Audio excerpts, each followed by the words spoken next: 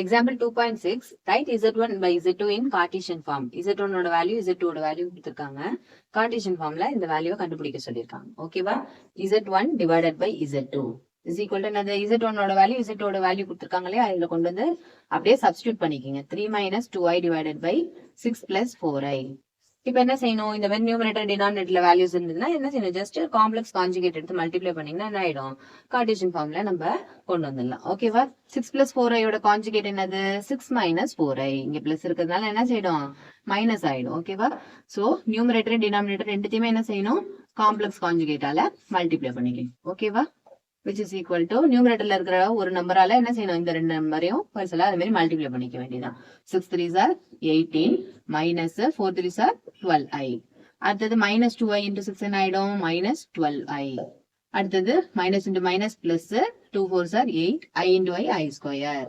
So 8i square divided by denominatorல என்னது, complex கான்ஜுகேட்ஸ்னா அதனுடைய product என்னவா இருக்கும், x square plus y square. அதாவது x plus iy into x minus iy யோட multiplication பண்ண என்ன கிடைக்கும், x square plus y square. அப்ப இங்க என்னது இருக்கு, 6 இருக்கிறதுனால 6 ஸ்கொயர் பிளஸ் 4 ஸ்கொயர்.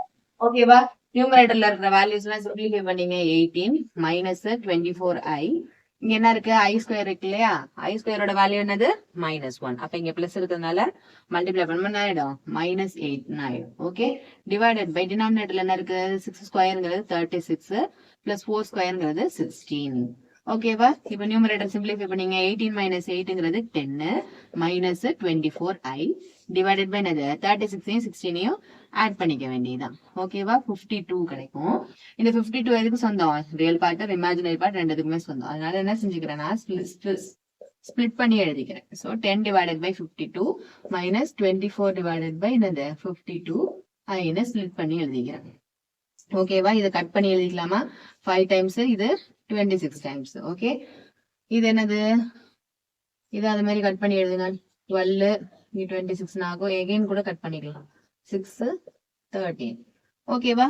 அப்ப ஃபைனலா என்ன ஆன்சர் கிடைக்குது, 5 divided by 26 minus 6 divided by 13i.